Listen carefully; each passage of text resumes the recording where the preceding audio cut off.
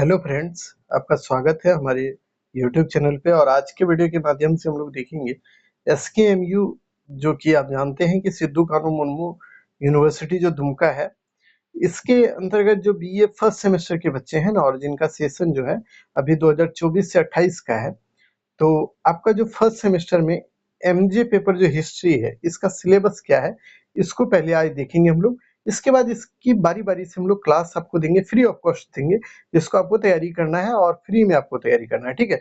तो पहले आज हम लोग देखते हैं कि इसका सिलेबस क्या है, इसके सिलेबस को समझिए कि आखिर सिलेबस में आपको पढ़ना क्या-क्या है। तो देखिए, किसी भी यूनिवर्सिटी के एग्जाम के लिए सबसे महत्वपूर्ण होता है ना कि उस यूनिवर्सिटी का सिलेबस आपको पता होना चाहिए, ठीक है? तो एसकेएमयू आप जान रहे हैं कि सिद्धू कानू मुर्मू जो यूनिवर्सिटी है दुमका, इसी का सिलेबस आज देखेंगे। बीए फर्स्ट सेमेस्टर के बच्चे जो भी सेशन जिनका 24 से 28 है, उन्हीं का सिलेबस है और एमजे पेपर का है सिलेबस, यानी मेजर पेपर का है, ठीक है?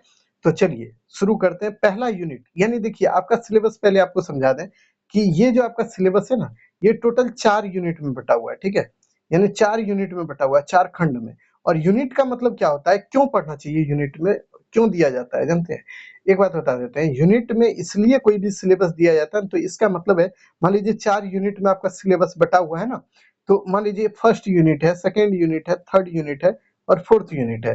तो ये जो यूनिट है ना, इस सभी यूनिट से बराबर क्वेश्चन पूछे जाएंगे। यानी कि मान लीजिए 2 go long answer question first unit से पूछा जाएगा, तो 2 गो सेकंड यूनिट से भी पूछा जाएगा, 2 गो थर्ड से भी पूछा जाएगा और 2 गो फोर्थ से भी, यानी सबसे ऑब्जेक्टिव भी।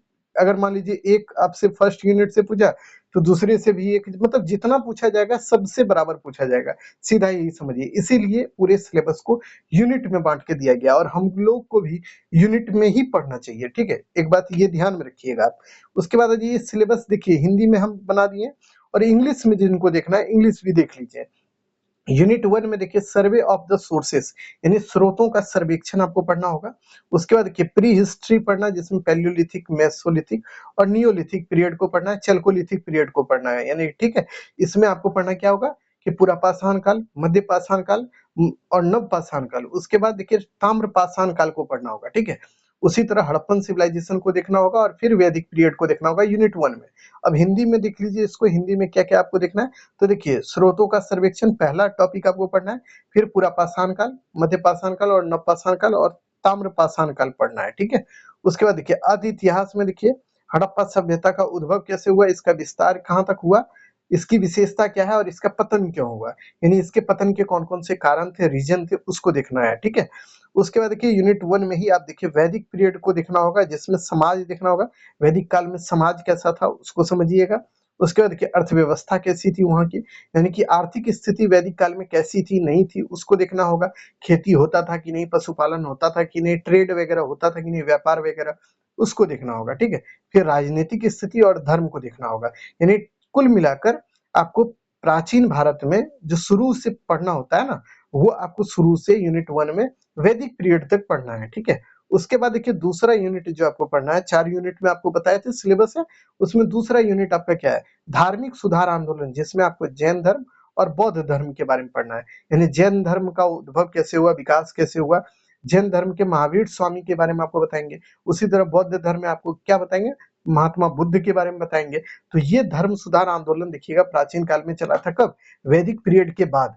यानी वैदिक पीरियड जब खत्म हो जाता है 600 ईसा पूर्व में, उसके बाद का काल जो है यही है, धर्म सुधार आंदोलन का काल है। इसमें जैन धर्म, बौद्ध धर्म, यही दोनों को देखना है हम लोग को, ठीक है। उसके बाद देखिए जनपद और महाजनपद के बारे में पढ़ेंगे कि 16 महाजनपद जो हुआ था, जैसे कि आपको बताएंगे वैदिक पीरियड में कैसे कैसे जन का उदय हुआ, यानी छोटे छोटे गांव को मिलाकर जन बनता था और उसी जन को बाद में महाजनपद में बदल दिया गया, जो कि आपको बताएंगे 16 महाजनपद, जिसमें मगध एम्पायर यानी मगध जनपद जो था वो बहुत ही विस्तृत था, यानी बड़ा था, ठीक है। मगध महाजनपद पर ही आप देखिएगा चंद्रगुप्त मौर्य जैसा शासक होगा बाद में और मौर्य वंश का स्थापना करेगा, ठीक है। उसको भी हम लोग पढ़ाएंगे धीरे धीरे से। उसके बाद देखिए आरंभिक राजतंत्र क्या है, गणतंत्रात्मक राज्य क्या है, उनका विस्तार कहाँ तक हुआ, इनको देखना होगा। यानी कि आपको बता दें कि भारत में पहली बार जो है ना राजतंत्र की स्थापना कैसे हुई उसको देखेंगे।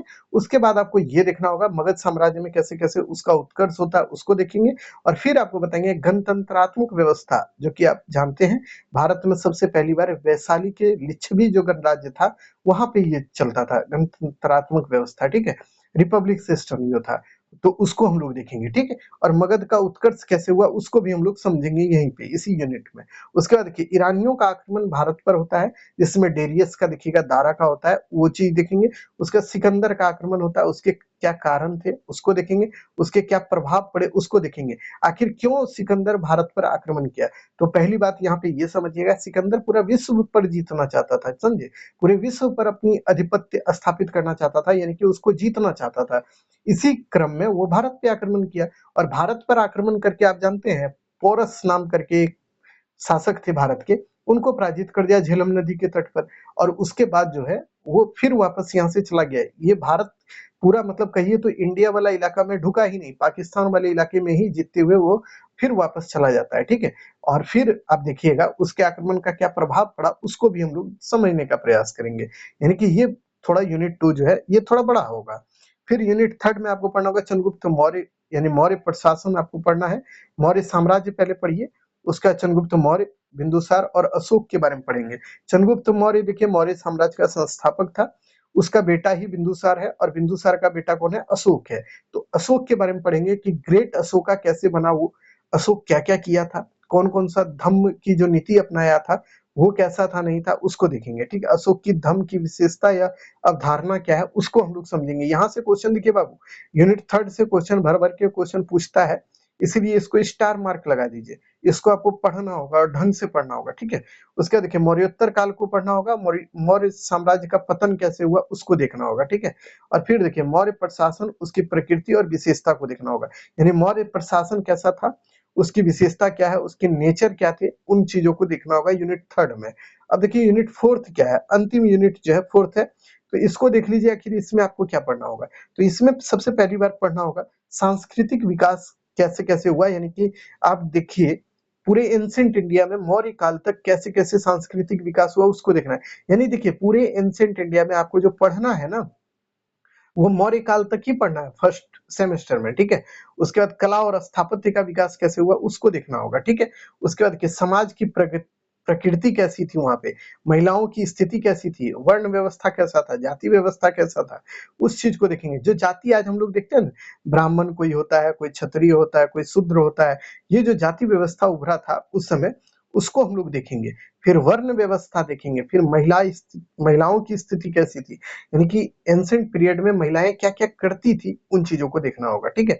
फिर देखिए विज्ञान और प्रौद्योगिकी का विकास कैसे हुआ एंशिएंट पीरियड में उसको देखेंगे, यानी कि साइंस और टेक्नोलॉजी को देखेंगे, ठीक है।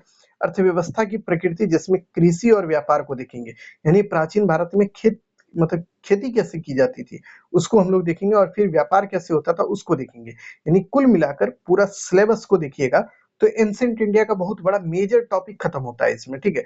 लेकिन आप सोच रहे होंगे कि सर हम लोग गैस गाइड पढ़ेंगे और हो जाएगा, तो आपको एक बात बता दें बाबू कि आपके जो सीनियर हैं जो कि जिनका एग्जाम हो चुका है 2022 से 26 वाले या फिर 23 से 27 वाले, उनसे आप एक बार जरूर पूछिएगा कि क्या उनका एग्जाम पास हुआ अच्छे से और अच्छा नंबर उन्होंने लाया गैस पेपर पढ़ के, तो बिल्कुल नहीं लाया।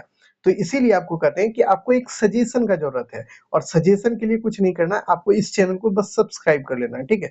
और यहाँ पे सारी चीजें फ्री में, आपकी पूरी क्लास करा देंगे फ्री में, क्योंकि यहाँ से आपको यही बेनिफिट होगा ना कि अगर पूरा क्लास अगर आप देख लेते हैं ना, पूरा कर लेते हैं ना, तो यकीन मानिए आपको कहीं इधर उधर दौड़ने की जरूरत नहीं पड़ेगी। उसके अलावे आपका इतिहास के अलावे अगर आपका माइनर पेपर कुछ और हो तो उसको भी कमेंट कीजिए। मेजर पेपर तो आपका इतिहास होना ही चाहिए, अगर होगा तभी तो आप देख रहे होंगे। माइनर में कोई भी सब्जेक्ट हो तो आप कमेंट कीजिएगा। एमडीसी में क्या है वह भी कमेंट कीजिएगा। फिर एसईसी और एईसी में आपका क्या है वो चीजें आप कमेंट कर दीजिए। चूंकि देखिए सीधी बात है कि अगर आपको नया चीजें पढ़नी है तो आपको थोड़ा मेहनत भी करना है। उसके अलावे आप जो भी पढ़ना चाहते हैं थोड़ा बहुत थोड़ा थोड़ा करके भी आप अगर पढ़ते हैं तो यकीन मानिए कि आपका जब भी एग्जाम होगा तो आप बेहतर कर पाइएगा। और यकीन मानिए आपका एग्जाम अभी तो होने वाला नहीं है, आपके पास 3-4 महीना है अभी इसे पढ़ने के लिए। यानी कि कह सकते हैं आपकी जनवरी-फरवरी के बाद ही कभी होगा तो होगा एग्ज़ाम, ठीक है? तो इस वजह से आपको अभी से पढ़ना चाहिए, थोड़ा बहुत आप पढ़ लीजिए, क्या दिक्कत है? आपके पास समय है, आप निकालिए 2-4 घंटा, मतलब आप इधर-उधर घूमते हैं, पढ़ते-लिखते हैं, पढ़ लीजिए। उसके बाद अगर आपके पास आधा घंटा है, तो आप एक वीडियो देखिएगा, उसका पीडीएफ नोट्स आपको फ्री में दे देंगे, उसको पढ़ लीजिएगा, उसको या तो प्रिंट निकलवा लीजिएगा या नहीं तो आप कॉपी में लिख लीजिएगा, बात खत्म है। अपनी तैयारी हो जाएगी, ना तो गेस्ट पेपर लेने की ज़रूरत होगी, ना कुछ और चीज़ों की ज़रूरत होगी, ठीक है? बट आपको करना इतना ही है कि आपको सपोर्ट करना है और कुछ नहीं करना है, आपको कोई पैसा नहीं देना है, कुछ नहीं आपसे चाहिए हमको, ठीक है? बट आपका सपोर्ट चाहिए, लाइक, सब्सक्राइब, कमेंट एकदम ज़रूर करिए। अपने दोस्त यार में शेयर ज़रूर कर दीजिएगा, बाकी चीज़ें आपको फ्री ऑफ कॉस्ट हम देंगे, ये आपसे वादा है, ठीक है? लेकिन आपको अपना काम करना होगा तब। चलिए आज के लिए इतना ही बच्चों, अगर अच्छा लगे तो अपने दोस्त यार में ज़रूर शेयर कीजिएगा। फिर मिलते हैं नए वीडियो में।